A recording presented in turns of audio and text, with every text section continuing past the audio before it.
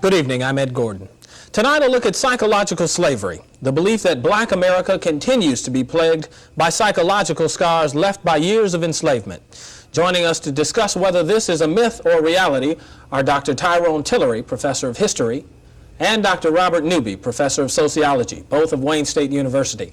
As always, we ask you to get involved. If you have any questions or comments, give us a call at 872-4040. Before I ask any questions, one point of business, we congratulate our intern, Lisa Lewis, who came up with this topic this night. Good work. Gentlemen, let's see if we can define a working definition of what we call psychological slavery. Dr. Tilory, it is truly just a slavery mentality, if you will, is it not? Well, when we refer to the psychological slavery, what we talked about is the impact that slavery had on the development of blacks mentally, in terms of personality, in terms of self-esteem, in terms of self-image, in terms of even the entire maturation process that people go through. And my contention is that slavery certainly retarded that for slaves. And when slavery ended, caste and Jim Crow and segregation and racial oppression continued many of the same aspects of slavery, that is, to create in black people a sense of inferiority. So there's a self-denial, a self-rejection that has gone on through generations. Can we cite some examples, perhaps, Dr. Newby, of what occurred in slavery that has continued to affect us today?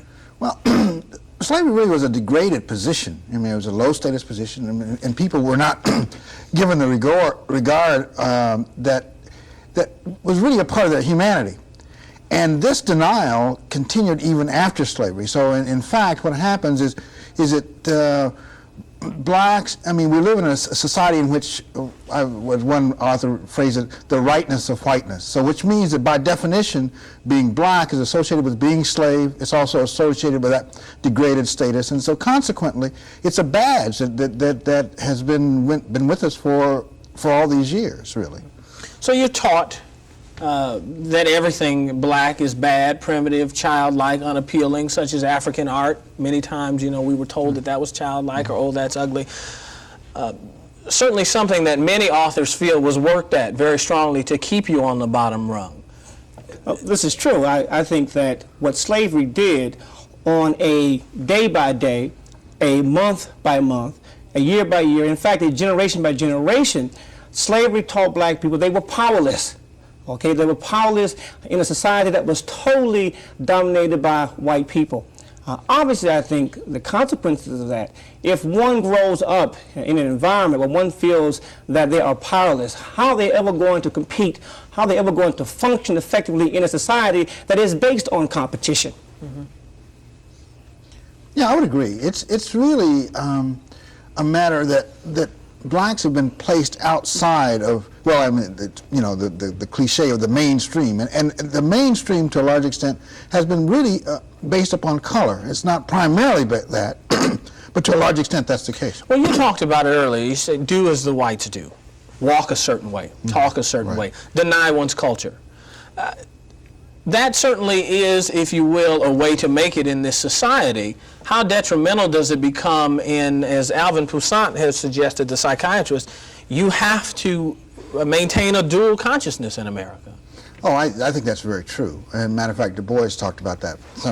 And it's really, in a sense, it's essential that you recognize for your own integrity, your blackness, while at the same time, it's essential that you understand the broader society and be able to participate in it without, and to some extent that's been a problem, because there are a number of people who have not had that opportunity and who don't participate in the broader society, and that's problematic. Let's talk about today.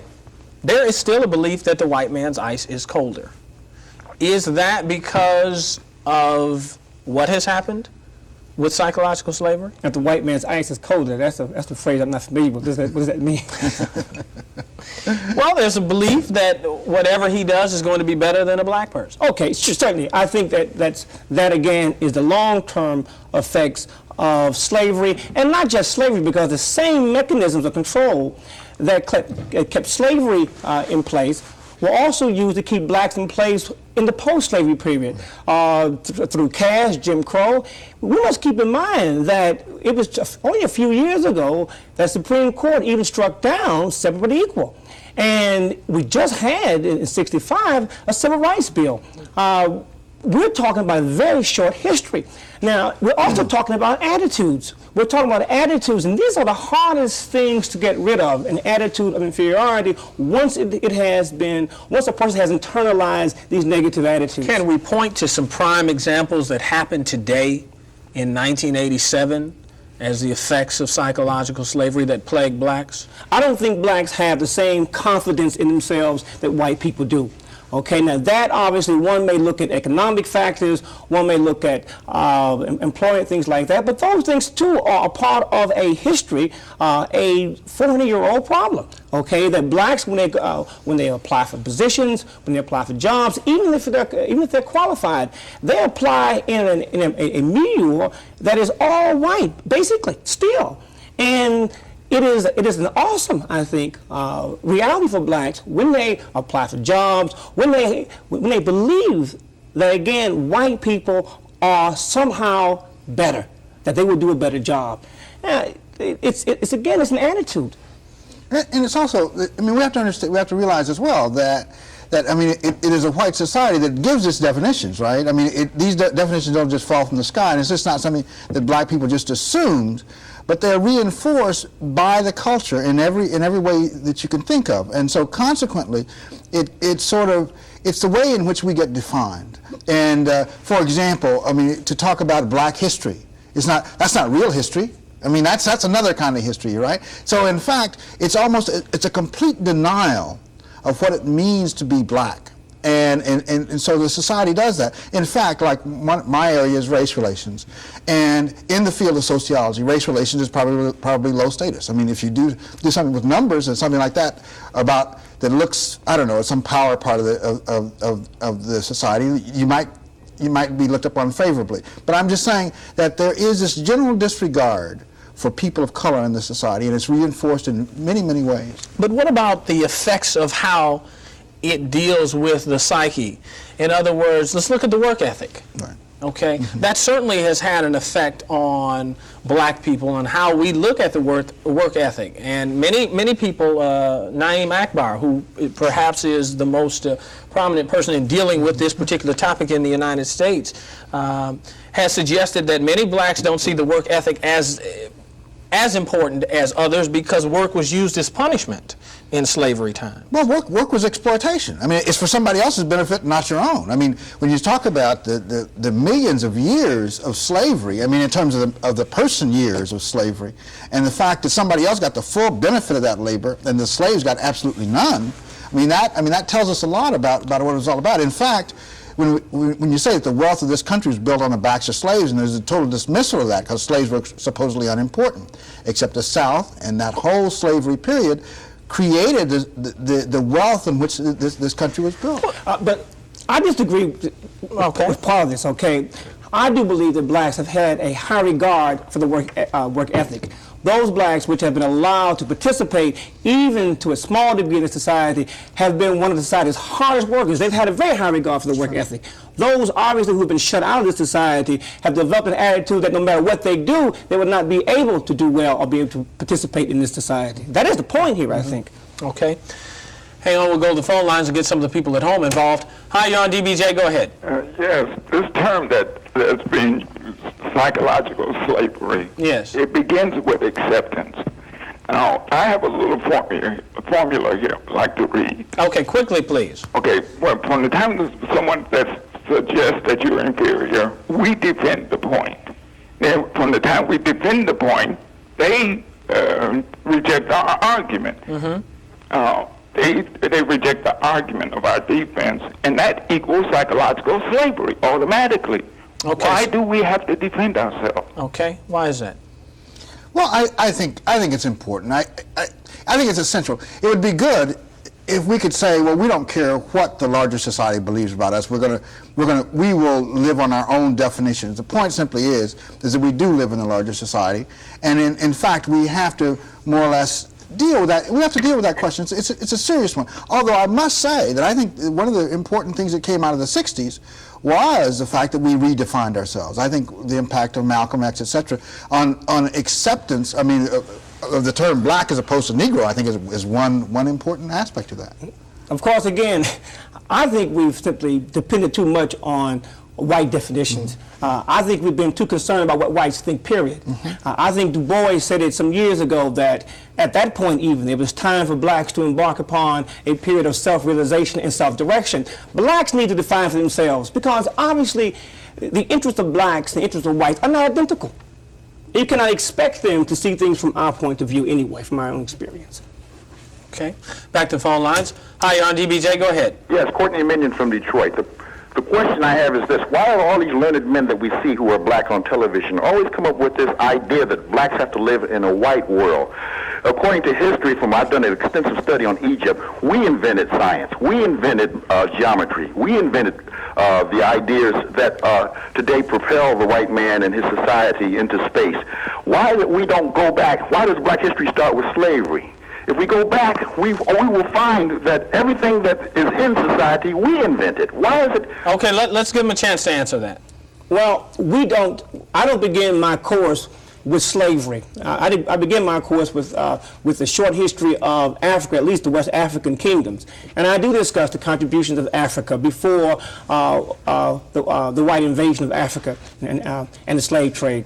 Again, I also agree with you that I don't think it is always necessary for us to define things in terms of or be as concerned about what whites think about things. We have our own reality, but at the same time there's also a larger reality in that this is a country that is populated, that whites are the dominant group. They are a numerical majority. They also wield the levels of power in this society. So you cannot ignore them. At the same time, you cannot allow them to define too much for you.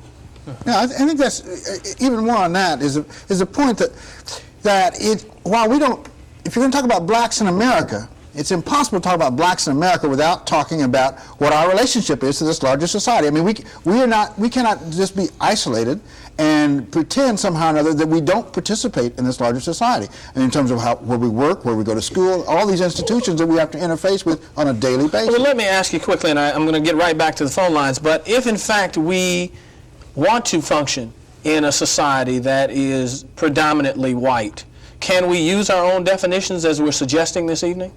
Is that a plausible way to go with it? It's not an either-or situation. Of course, we can and we must, in many instances, use our own definitions. By the same token, there are some other definitions that are imposed upon us that we have to deal with, either in terms of our rejection or our wrestling with it in some way, but we can't ignore them. Yeah, a good example of that was some years ago, there was this big discussion of busing for racial balance.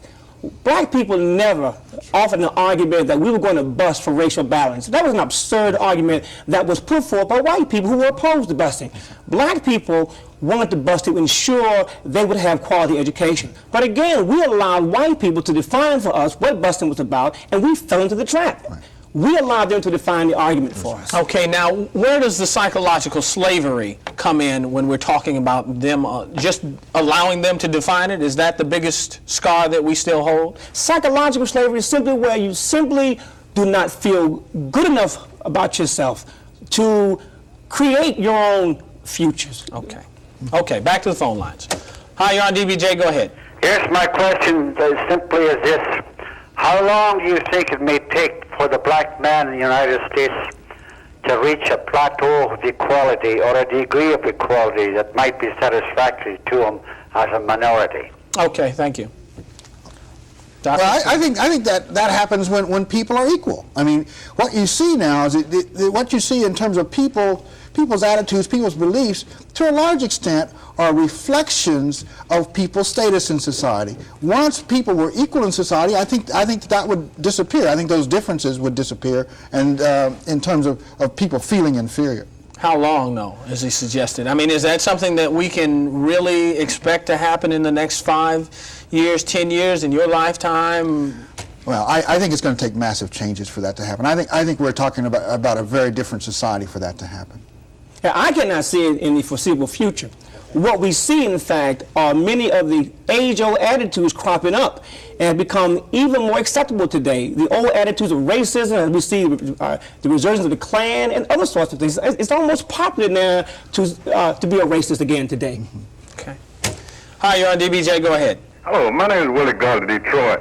I'd like to know if the post-syndrome or post-slavery psychology have anything to do with blacks trying to imitate the very rich white, like buying the biggest cars, shopping at the most exclusive stores. Okay. That's a very good question he raises there, and that's something that Poussin and Akbar touched on as to whether or not we, as he's suggesting, imitate, and also the whole situation of attaining now the best because it was denied us for so long. What about that? Well, I think that's just, it's natural in society. I mean, how people are defined in American society, in capitalist America, is defined by what you have, and so consequently, it's the kind of thing in which definitions come out of. So it's not just black people who define themselves that way. Whites define themselves in that way. That's why when I drive out Telegraph Road, I see Audis and Mercedes all up and down the highways, because that's how they define themselves. Yeah, I don't think black people imitate white people. I think what they try to do is imitate capitalism, period. We live in a consumer-oriented society. Blacks are a part of that society to some degree, okay? It is also true, these are not white values. I mean, if you look at any country, anywhere around the world, people tend to want to imitate the class which are above them, people who have more material things. That is, you see it in Africa, you see it in Europe, you see it anywhere. So you're suggesting that human beings are just materialistic and it has nothing to do at that point with race? I wouldn't call it materialistic necessarily. I mean, people want the best quality of life they can get. And so in that sense, if living in, certainly a Mercedes is a better quality car than is Escort, right? So, objectively, that's the case. So I think people want to have the best quality of life. Now, sometimes that leads us into the trap of keeping up with the Joneses and stuff like that. But I just think that's. I think that's a very destructive point. That historians have done it, economists have done it, social scientists have done it, and that is to argue that blacks try to ape the ways of white people. That they try to ape the values of white people. These are not white values. They have no monopoly on these values. Okay. Back to the phones. Hi, you're on DBJ. Go ahead. Hi. I was just wondering, with black people being in high positions that they're in today, why is it that we are not able to assert ourselves and be able to express our blackness in this white society? I think it's a shame because we have so much to offer, and I just want to know what is the psychological thing that's holding us back from expressing ourselves. Okay. I think it's fear. I think it's fear. White people steal control. White people steal, they basically own most of the wealth, they own most of the jobs, positions, and obviously people are afraid of jobs, they're afraid of repercussions. It's fear. And it's very real. It's a very real fear. In fact, if you work for Fortune 500 companies, or any company for that matter, it's real. I mean, to raise the question of race that you're not a part of the team, and that you don't get promotions and stuff like that. So if you read Black Life in Corporate America, that's one of the things that they talk about, is the fact that race is something that cannot be discussed in major corporations. So do you think that that's psychological slavery, or just keeping your livelihood at that point, though? It's a bit of both. It's a bit of this the psychological legacy of this slavery, in that here is something that's very real in your life. Racism is very real, but yet and still you can't raise it. Okay. Hi, you're on DBJ. Go ahead. Hi, my name is Reverend Tyus, and the question I have is, I've noticed a big change in the church of today and the church of the past in reference to this activity in the community, and I'm wondering if the black leaders in the church today have somehow given over to this racial psychology that we can't, so let's just make money and just keep doing what we've been doing. Okay. Well, I think historically the black church has been both accommodationist and has also been militant. There have always been those black church leaders who have accepted the existing limitations imposed upon blacks in the society. There have also been those black churches who've also been leaders in opposing limitations and out there who have been advocating progress for blacks. Okay. Hi, you're on DBJ. Go ahead. Hi, Ed. This is Roland Denbury calling from Oak Park. What I'm concerned about is through advertising, are we being exploited? I think the white man is exploiting us, and I'm wondering maybe we should exploit ourselves in some ways. I noticed through fashion, through When you say, let me stop you there. When you say exploit ourselves, what do you mean? What I mean, exploit ourselves through our own beauties. Mm-hmm. Okay. Maybe we should, show off a little bit more of our attributes through education, through our own ways, and stop trying to imitate the white man, because the white man is imitating us. Okay, let's give him a chance.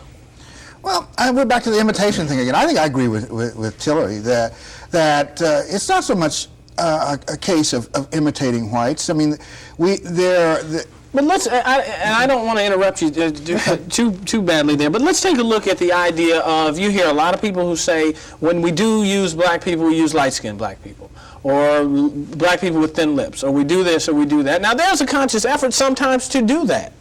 Well, of course that's true. I mean, are you talking about black people doing this or whites doing this? Well, I mean, both. At that point, as he's suggesting, maybe we should do more of the other, and that doesn't happen always. Well, I think both things. I think that's certainly... It's certainly not as much today as it was, say, 30, 40 years ago. I mean, the fact is I mean, there were times when you had to be light-skinned to even appear in certain places. That's no longer the case, not certainly as much as it was in times past. In fact, one of the things one could argue is that we have gotten much more to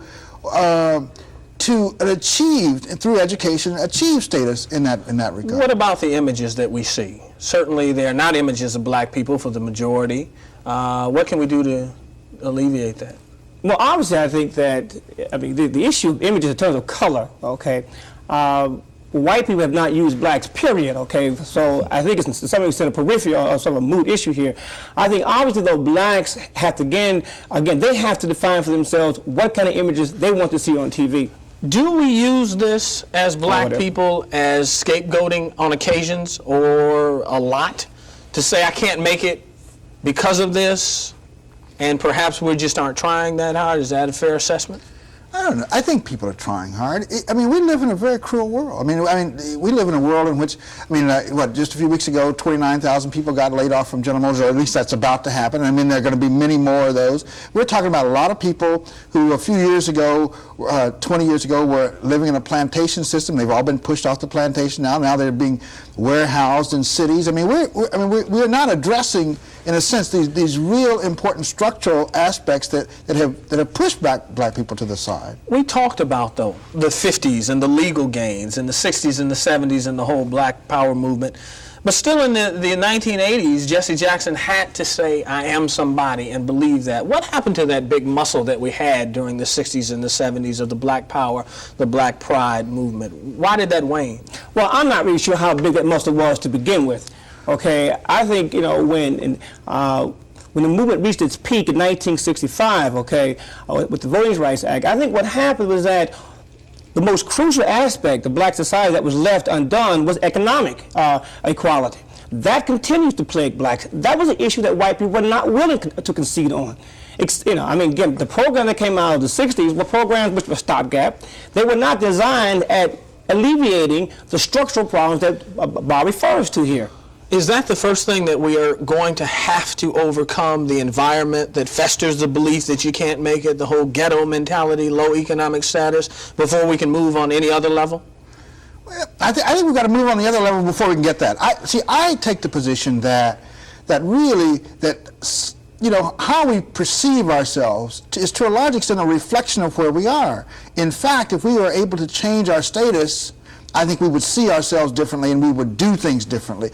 I'm not so, we operate as if our minds leads us to certain actions, and I think most of the time we act and then we come back with all these reasons as to why we did it. Are you seeing anything that's changing the whole situation of psychological slavery? Are blacks becoming more aware? I think some blacks are. Again, I think a small segment of black society is, and has always been, okay? I am disturbed, though, about the larger group of blacks in this country. They seem to me to be making steps backwards. It seems to be almost regressive. Well, they're certainly moving backwards. But I wouldn't blame it on them. I would say, what I would say is that we have an economic system that no longer needs large numbers of blacks, and so consequently they get pushed out of the economic system, and then end up being on the dole and end up being degraded even further. And I think that's, we talk about this notion of equality. Okay. We really do have to talk about structural economic changes in order for that to happen. That's the last word of the evening. Thank you, Dr. Newby, Dr. Tilory, appreciate it. Now Susan Watson joins us with commentary.